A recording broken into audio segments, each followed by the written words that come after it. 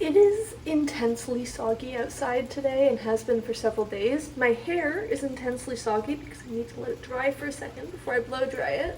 And it just seems like the right time to do this tag.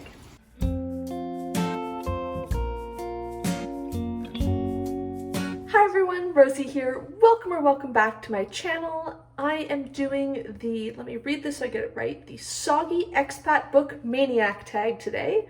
This was originally created by Heather from the Soggy Expat Book Nerd and Sean the Book Maniac, and I was tagged by Scott and Nell of Gunpowder Fiction and Plot. As I said, I feel very soggy right now because, I mean, it's just one of those days. And I have 15 minutes while I wait for my hair to dry enough to blow dry, so let's try and answer these questions. Soggy. Cold, soggy fries. Yay or nay? Absolutely nay. Gross, disgusting, hate it. Expat. Have you ever lived abroad? If not, would you? I have. I was actually technically born abroad because I was born in Sweden to Canadian parents. So I'm not Swedish at all, but I was born there. And then we lived in Sweden again for a year when I was 8. And when I was in high school, we lived in France for 3 months, I think, which isn't that long. And if we'd just been traveling around, I wouldn't count that as having lived in France. But we were like living in a house. My parents were working, my siblings and I went to school there. So it wasn't really like tourism travel. It was more like, I don't know, we lived there for 3 months. And then when I finished university, I lived in Australia for a year and spent part of that time just traveling around, but part of that time living and working. So yes, I have lived abroad and I absolutely would again, if that makes sense in the future.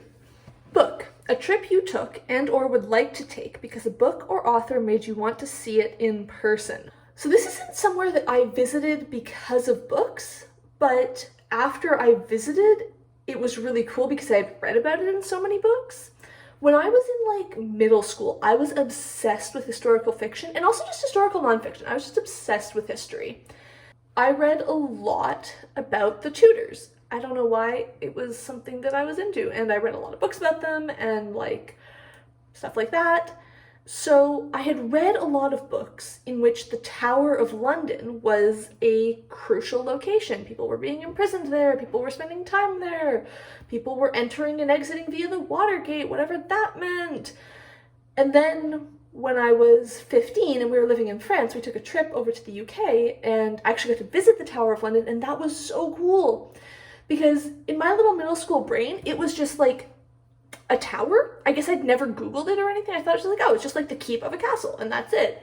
And then you go visit it and there is so much there, and it was so fascinating to see all these places and like actually be like, oh my god, I am walking around the place that was described in this book that was so cool. So that was really, really fantastic. And it's not something I've thought about extensively when traveling since then, but now I kind of want to. Like, now I want to look up what authors or locations or whatever are relevant to these places and see if I can visit some stuff. A book or author from Canada and or Wales that you would like to read. This one is new to me. I only discovered it very recently while I was browsing in a bookstore, and it is called This Is My Real Name, A Stripper's Memoir by Sid V. Brunet. So this is by a Canadian author. It is the memoir of Sid V. Brunet, who spent 10 years working as a dancer at strip clubs using the name Michelle. From her very first lap dance in a small-town bar to her work at high-end clubs, Michelle learns that she must follow the unspoken rules that will allow her to succeed in the competitive industry. Along the way, she and her coworkers encounter compelling clients and unreasonable bosses and navigate their own relationships to drugs and alcohol. Michelle and her friends rely on each other's camaraderie and strength in an industry that can be both toxic and deeply rewarding. Intensely personal, This Is My Real Name demystifies stripping as a career with great respect and candor, while at the same time exploring the complex sex-positive relationships, queer and otherwise, that make it meaningful. The frank, embracing memoir of a woman who spent 10 years as a stripper. So that sounds fascinating. I'm always keen to learn about things like sex work from people who've actually participated in that activity, and to hear first-hand experiences and first-hand thoughts and opinions. Obviously, Brunet is one person who had one experience, and I'm sure there are many strippers in Canada who would say my experience was not like hers. But that doesn't mean that her experience isn't true and isn't valuable and isn't something I can learn from. And I always want to make sure that I'm listening to the people actually involved in this work, not just other people who think they know what's best for sex workers. So very excited to read that one at some point. I haven't bought it yet, but I'm hoping to get to it fairly soon. Random. Embarrassing parent story time. A time your parent or guardian embarrassed you to your core and you're still recovering. Or a time you were that parent. Well, thankfully I don't have kids, so can't have been that parent.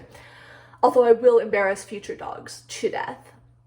So I actually struggled to find things for this. I don't know, I'm sure my parents have done so many things that I found embarrassing at the time, but with, you know, a decade or two of distance between them, all of a sudden you're like, oh, I don't know, my parents weren't that bad, they were pretty great. But my dad did have a bad tendency of telling my friends who were really into horses that the dinner that we were eating was horse meat. It wasn't. You can't really buy horse meat in Canada, at least not like at the average grocery store or whatever. It's not a thing that we eat that much here. Not weighing in on that debate at all, just like, it was beef. But my dad had a bad habit of telling my friends who were like really into horses and really into riding and all of that stuff that the dinner we were having was horse meat, which was pretty embarrassing when you were like 10.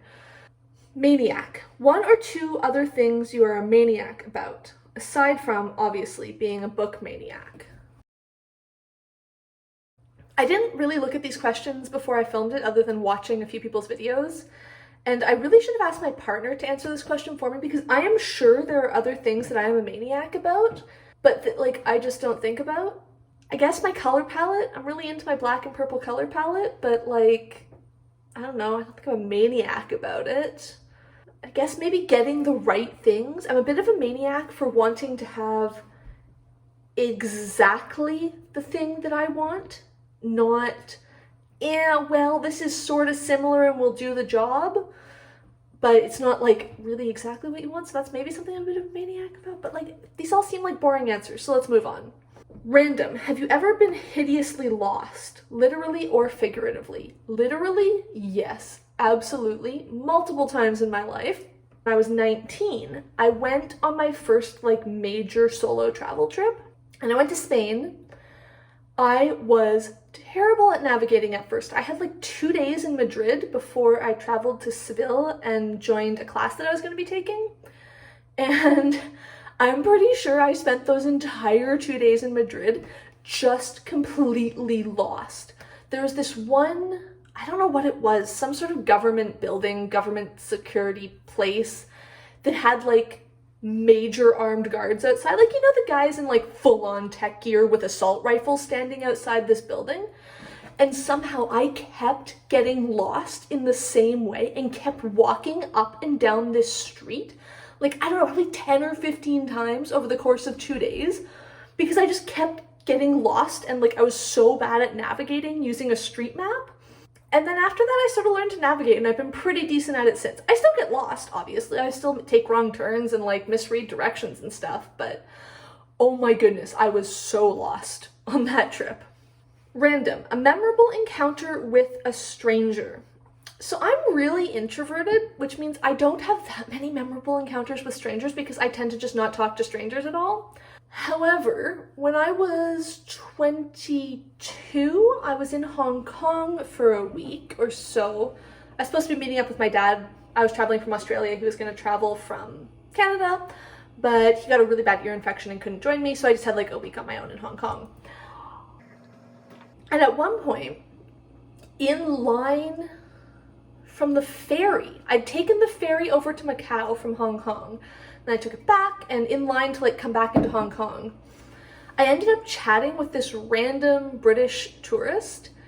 It was a guy who, like, in any other circumstances I probably would never have spoken to or hung out with, but it was one of those random travel experiences where just like randomly, like, hey, do you want to get dinner together? So we did, and then I can't remember what we ended up meeting up again the next day and like climbing to the top of, is it Mount Victoria, Victoria Mountain, Victoria Peak, whatever like the big peak in Hong Kong is. We ended up like climbing to the top of that together, and then meeting up with another random person and going to this restaurant together, and it was really fun. Random. What did you want to be when you grew up? If you have now achieved that in real life, what's it like to be fantastically stable as an adult? Asking for a friend. I think the first thing I remember wanting to be was an author. Because, I don't know, I was a bookish kid. Didn't all bookish kids want to be authors? Then, for a while in high school, I wanted to be a pharmacist. Then a journalist, or maybe a journalist and then a pharmacist. I can't remember which order those came in. And as I have mentioned many times here, I now work as an economist in a not academic research, but like research context. So I don't know what it's like to be an author and have fulfilled my childhood dream, but I do feel pretty stable as an adult, and I do feel like I ended up in a position that actually suits me very well and in a career that suits me very well and is something I am very interested in. So I guess it all turned out in the end. Random. Are you a people watcher? Do you have good peripheral hearing? Share an anecdote or 3. I enjoy people watching, but it's not something I think to do often. I don't think like, oh, it'd be so fun to sit around there and people watch. But whenever I am traveling and just like sitting with a coffee somewhere or something, I do love people watching. As for good peripheral hearing, I just have kind of bad hearing in general, especially when it comes to peripheral. I'm someone who, in like a busy restaurant or a crowded bar or a loud space or whatever, I have a lot of trouble filtering what are the people speaking to me saying versus what are the people all around me saying. I hear them sort of at the same volume a lot of the time, and I just get sort of glazed over and go like, I can't tell what's going on here because I can't hear what the person next to me is saying because all I can hear is the person behind me. So like kind of good peripheral hearing, but not in a way that makes me overhear like juicy gossip, just in a way that makes me really uncomfortable in noisy bars. I just realized that I haven't tagged anyone. I'm going to tag Bethan of Bethan Brewing a Socolar because I know she did like a semester or a year abroad, and I would love to hear if she has any great stories from that.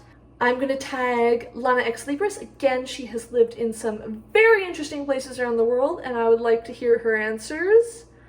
And I'm going to tag Margaret Pinard, just because I feel like she'll have cool answers to this. Let me know down below, what is your craziest answer to any of these questions? And if you enjoyed this video, make sure you give it a like. If you would like to see more of my videos, make sure you hit subscribe, and thank you for watching.